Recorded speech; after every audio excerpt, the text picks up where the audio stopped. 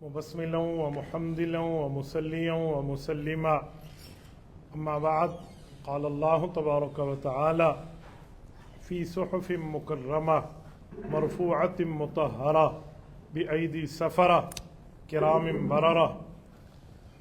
عن الباز بن ساریہ رضی اللہ تعالی عنہ قال سمعت رسول اللہ صلی اللہ علیہ وسلم يقول اللهم اجعله هاديا ومهديا واهد به. رواه الامام الهمام الاحمد في مسنده. اللهم صل على محمد وعلى آل محمد كما صليت على ابراهيم وعلى آل ابراهيم انك حميد مجيد. اللهم بارك على محمد وعلى آل محمد كما باركت على ابراهيم وعلى آل ابراهيم انك حميد مجيد. میرے معزز دوستو، رجب المرجب کا مہینہ اور تیسرا عشرہ اپنی آب و تاب سے جاری ہے سن 1446 ہجری، اور آج کا جمعۃ المبارک 24 جنوری 2025 ہے. اس مہینے میں کاتب الوحی، صحابی رسول، امیر شام، خلیفہ عادل حضرت معاویہ بن ابی سفیان رضی اللہ عنہما کا یوم وفات ہے، تو میں اسی حوالے سے آپ کی خدمت میں چند معروضات پیش کر رہا ہوں. حضرت معاویہ رضی اللہ تعالی عنہ رسول اللہ صلی اللہ علیہ وآلہ وسلم کے صحابی ہونے کے ساتھ ساتھ کئی نسبتوں کے حامل ہیں. یعنی جب ایمان لائے، رسول اللہ صلی اللہ علیہ وسلم کے دربار میں پیش ہوئے، تو حضور پاک علیہ الصلوۃ والسلام نے ان کو اپنا کاتب، اپنا لکھائی کرنے والا، وہ احادیث ہوں یا بادشاہوں کے نام خطوط ہوں یا قرآن کریم کی وحی ہو، لکھنے کے لیے مقرر فرمایا. حضرت معاویہ رضی اللہ تعالیٰ عنہ کے ساتھ رسول اللہ صلی اللہ علیہ وسلم کے ایک تعلق یہ بھی ہے کہ حضور علیہ الصلوۃ والسلام حضرت معاویہ کے بہنوئی ہیں، اور ایک تعلق حضور علیہ الصلوۃ والسلام کا یہ بھی ہے کہ نبی پاک صلی اللہ علیہ وآلہ وسلم کی ایک اور بیوی، ان کی جو بہن تھی قریبۃ الصغریٰ، وہ حضور پاک علیہ الصلوۃ والسلام کی سسٹر ان لا سالی لگی، اور وہ حضرت معاویہ رضی اللہ عنہ کی بیوی ہے، تو اس وجہ سے حضور کے ہم زلف بھی ہیں. حضرت معاویہ رضی اللہ تعالیٰ عنہ کو رسول اللہ صلی اللہ علیہ وسلم کے دربار میں بہت بڑا مقام حاصل ہے. آپ احادیث پاک کو دیکھیں تو کہیں نبی علیہ الصلوۃ والسلام انہیں مشورے کے لیے بلاتے ہیں، حضور پاک علیہ الصلوۃ والسلام کو ضرورت پڑتی ہے تو ان کو کتابت وحی کے لیے بلاتے ہیں. غیر ملکی سربراہان مملکت کو خط لکھا جا رہا ہوتا ہے تو ان کو خطوط لکھنے کے لیے مقرر فرماتے ہیں. اور کہیں قرآن کریم کی آیت اترتی ہے، مثلا جیسے آیت الکرسی اتری، تو اس کے لیے حضرت امیر معاویہ رضی اللہ عنہ نے اس کی کتابت فرمائی. آج دنیا آیت الکرسی پڑھتی ہے، قرآن کریم کی آیت ہے اور بہت بڑی شان ہے اس آیت کی، لیکن اس کی کتابت حضرت معاویہ رضی اللہ عنہ نے فرمائی ہے. اسی طرح کئی ایسے موقع آتے ہیں جہاں نبی علیہ الصلوۃ والسلام ان سے خدمت لیتے ہیں. مثلا کسی موقع پر وضو کے لیے حضرت معاویہ کو طلب فرمایا. جب وضو پورا ہو گیا تو اس کے بعد حضور پاک علیہ الصلوۃ والسلام نے پانی کی چھینٹیں ان کے چہرے پہ ماری اور بطور دل لگی انہیں فرمایا، یا معاویہ ان ولیتم الامر فاتق اللہ، ایک وقت آئیں گے اللہ پاک آپ کو حکومت کا سربراہی عطا فرمائیں گے، بس عدل اور انصاف سے کام لینا اور تقوی اور طہارت سے کام لینا. کہیں نبی پاک صلی اللہ علیہ وسلم کے لیے ہم دیکھتے ہیں، حدیث پاک میں آتا ہے کہ آپ علیہ الصلوۃ والسلام نے اپنے سر مبارک کے بال تراشے تو حضرت معاویہ کو بلایا، اور حضرت معاویہ نے نبی علیہ الصلوۃ والسلام کے بالوں کو تراشا، اور وہ بال اپنے ساتھ حضرت معاویہ نے بطور برکت اور بطور تبرک رکھ لیے. نبی پاک علیہ الصلوۃ والسلام نے ناخن مبارک تراشے تو وہ بھی حضرت معاویہ رضی اللہ عنہ کے پاس. اس طرح کئی معاملات میں حضرت معاویہ کا رسول اللہ سے تعلق ہے. میں ایک جملہ سمجھانے لگا ہوں.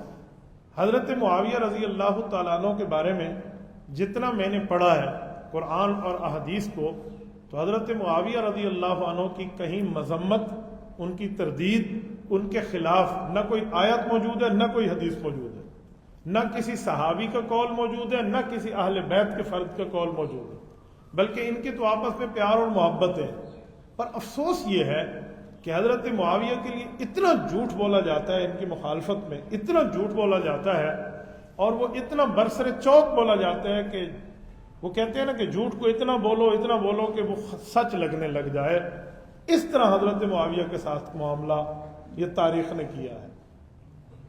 ایک پڑھا لکھا آدمی میری گفتگو ہوئی تو کہنے لگے کہ مولانا آپ تو عالم ہے ماشاءاللہ، آپ کو تو پتہ ہوگا حضرت معاویہ کو حضور نے فرمایا نہیں تھا کہ تو شادی نہ کرنا، کیونکہ تیری نسل سے ایک شخص آئے گا اور اس کا نام یزید ہوگا اور وہ میری آل اولاد کو ذبح کرے گا۔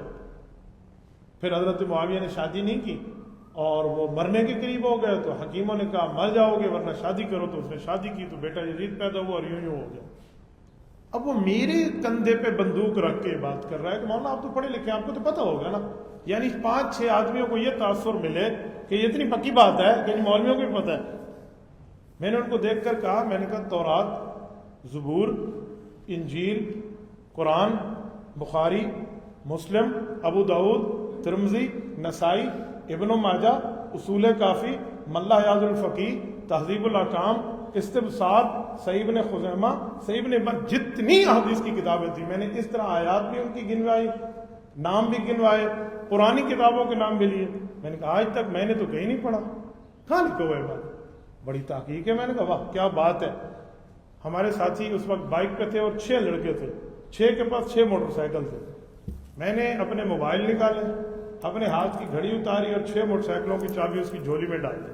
میں نے بسم اللہ فرمائی، یہ روایت ثابت کر دیں۔ اب وہ میرے چہرے کو دیکھنے لگا، مولانا اچھا نہیں ہے؟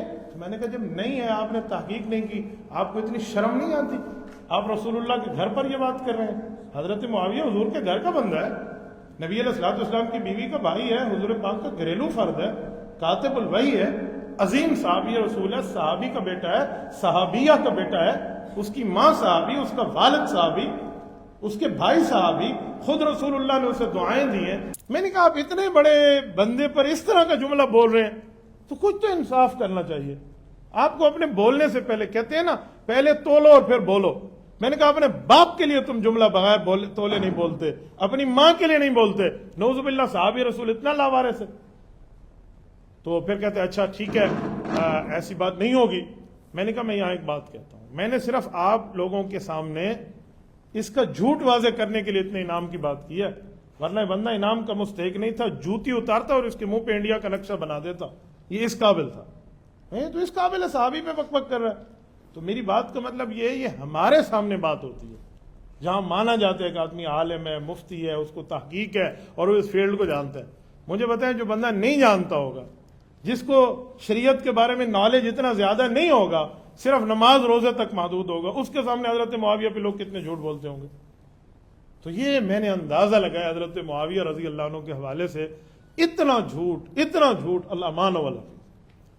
میں ایک اور بات آپ کو بتاؤں، میں گاڑی میں سفر کرتے ہوئے آ رہا تھا، یہ اپنے طالب علمی زمانے کی بات کر رہا ہوں، کراچی سے ڈی آئی خان، میرے سر پہ ٹوپی یا پگڑی ہوگی اس وقت، ساتھ ایک عالم بیٹھے تھے تو کسی اور مسلک سے تھے، تو انہوں نے مجھے دیکھ کر نا ایک جملہ کیسا کہ بیٹا ماشاءاللہ سر پہ ٹوپی پگڑی تو رکھ لی ہے، کوئی آپ کو صحابہ اہل بیت کے بارے میں معلومات ہیں؟ تو اس طرح ہماری بات شروع ہوئی، میں طالب علم تھا اس زمانے میں، تو اس نے اس طرح کے حضرت معاویہ کے بارے میں ایک جھوٹ مجھے سنایا، تو میں اس کے چہرے کو دیکھنے لگ گیا کہ چاچا جان ہم نے تو اس کو کہیں نہیں پڑھا۔ تو اس نے مجھے کہا یہ بات آپ کو کر رہا ہوں غالباً کوئی 1999 یا 2000 کی، کہتے بیٹا آپ بڑے ہو جاؤ گے نا، بڑی بڑی کتابیں پڑھو گے نا تو اس میں باتیں موجود ہیں۔ آج 25 سال ہونے کو ہے، پتہ نہیں وہ بندہ مر گیا ہے یا زندہ ہے، لیکن اتنا بڑا جھوٹ اس شخص نے میرے دماغ میں بول کے رکھا حضرت معاویہ کے لیے۔ مجھے نہ اہل سنت کی کتابوں سے ملا، نہ اہل تشیع کی کتابوں سے روایت ملی، بہت سی اس طرح باتیں۔ اچھا آپ مجھے ایک بات یہاں سمجھائیں، حضور نے فرمایا ہو اگر میں مان لو کہ معاویہ شادی نہ کرنا ورنہ ایسے ایسے ہو جائے گا، تو حضرت معاویہ موت کی ڈر کی وجہ سے حضور کا حکم توڑ دیں گے؟ یار یہ تو وہ صحابہ ہیں جن کو رسول اللہ کے حکم کے اوپر عمل کرنے میں اتنا زیادہ جوش ہوتا تھا کہ 3 زخمی ہیں اور تینوں موت کے دروازے پہ ہیں، اور بھتیجا اپنے چچا کے لیے پانی لاتا ہے، وہ کہتے ہیں پہلے دوسرے کو دے دو، کہ قرآن کہتا ہے وَيُؤْثِرُونَ عَلَىٰ أَنفُسِهِمْ وَلَوْ كَانَ بِهِمْ خَصَاصَةٌ۔ نبی کے ماننے والے تو وہ ہوتے ہیں جو اپنی جان پہ دوسرے کو ترجیح دیتے ہیں، اور وہ دوسرے کے پاس لے کے دوسرا کہتے ہیں پہلے تیسرے کو دے دو، زخمی زیادہ ہے۔ احادیث میں محدثین نے لکھا ہے جب وہ تیسرے کے پاس پہنچا تو وہ شہید ہو گیا تھا، پھر واپس دوسرے کے پاس ہے، یہ بھی شہید ہے، پھر پہلے چچا کے پاس ہے تو وہ بھی شہید ہے۔ یہ وہ لوگ ہیں، ان کے بارے میں آپ جملہ کہہ دیں کہ حضور نے منع کیا تھا شادی نہ کرنا اور انہوں نے موت کے ڈر کے مارے کر لی۔ کیا حضرت معاویہ کو نہیں پتا تھا کہ شادی کے بعد بھی ایک دن موت آنی ہے؟ یار یقین مانیے، یہ میں نے کوئی 25 سے 30 صفحات مرتب کیے ہیں کل حضرت معاویہ کی احادیث کے لیے۔ یہ وقت کم ہے، میں اس لیے خلاصہ سنا رہا ہوں، ورنہ اتنی روایات ہیں حضرت معاویہ کے لیے، رسول اللہ صلی اللہ علیہ وسلم کی بشارتیں ہیں، نبی پاک صلی اللہ علیہ وسلم کی تسلی ہے کہ آپ دنگ رہ جائیں گے۔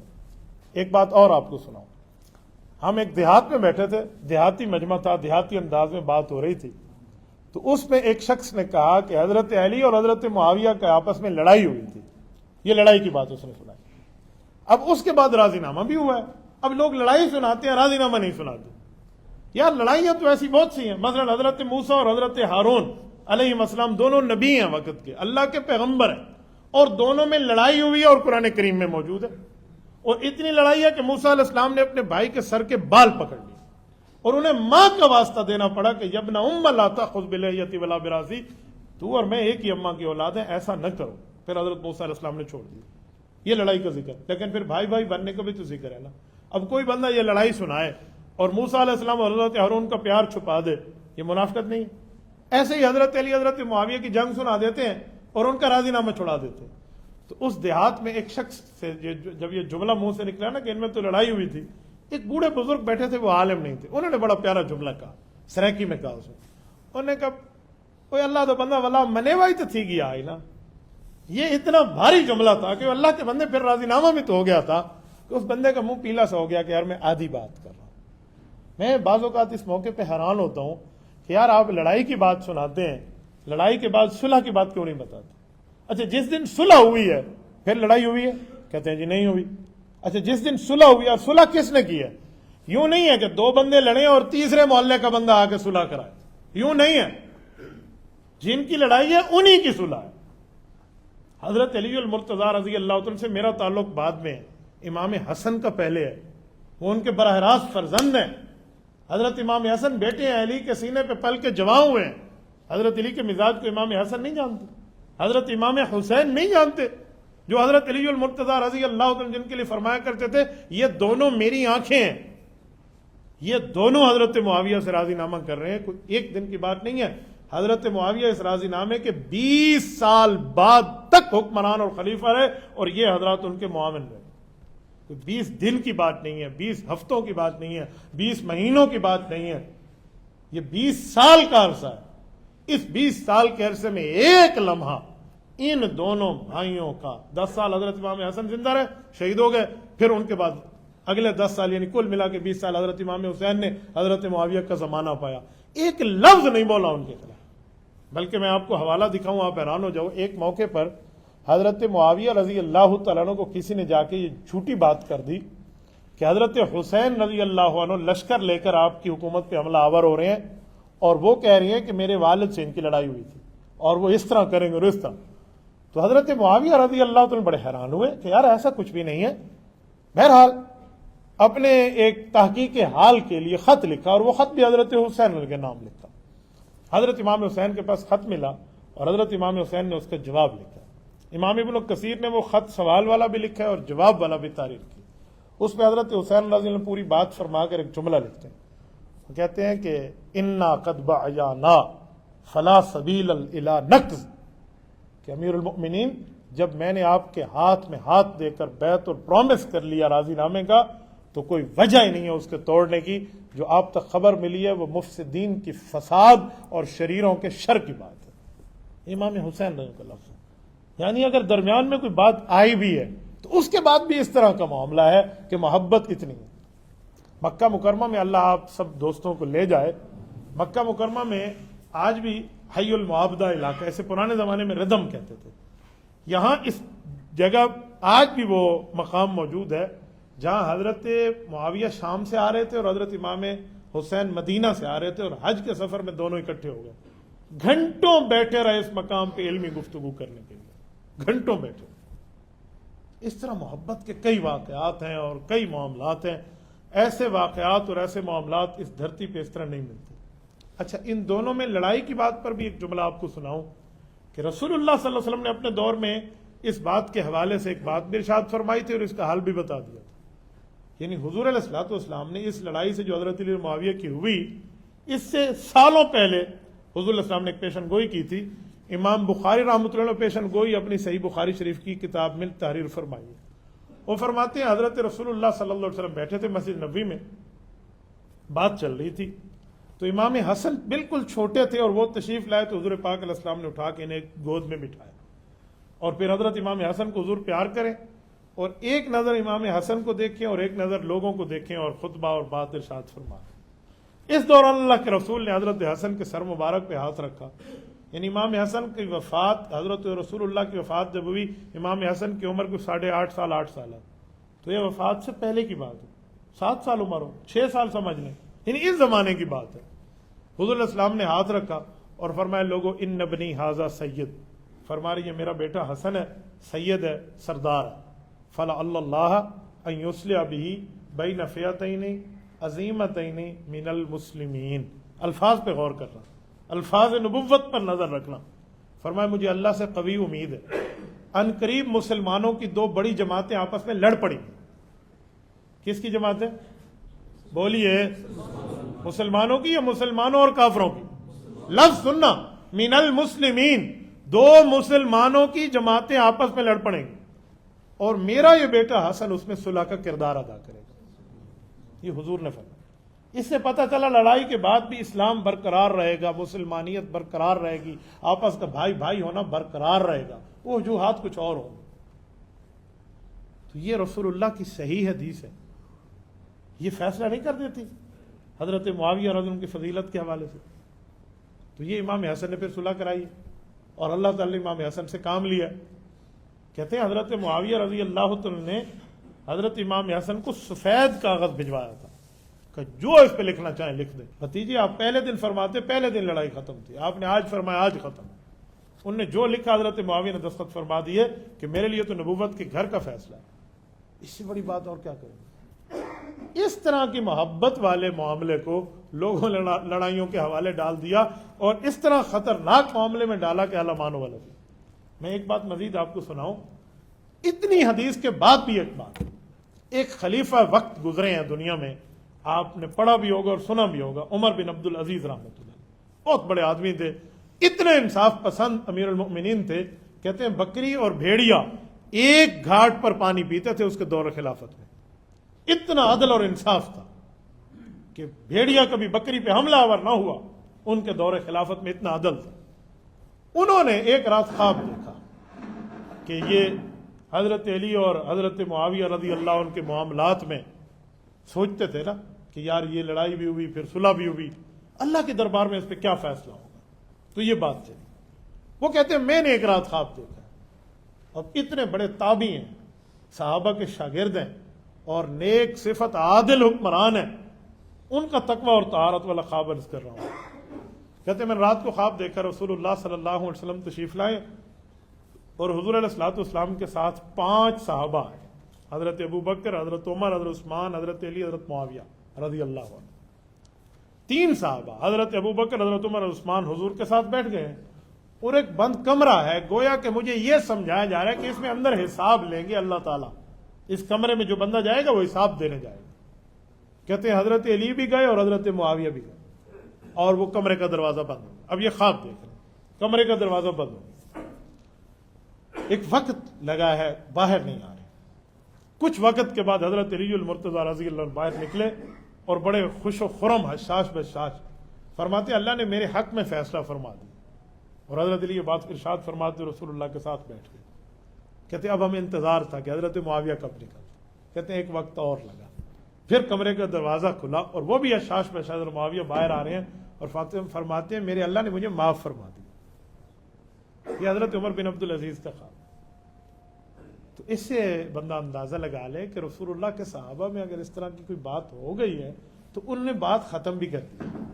اگر والد اور چچا میں کوئی لڑائی آ جائے تو بیٹے اور بھتیجے کا یہ حق نہیں بنتا کہ ان کا قاضی بن جائے یا ان کے خلاف کوئی بک بک کرے. وہ دونوں اس کی آنکھیں ہیں، وہ دونوں اس کے لیے محترم ہیں.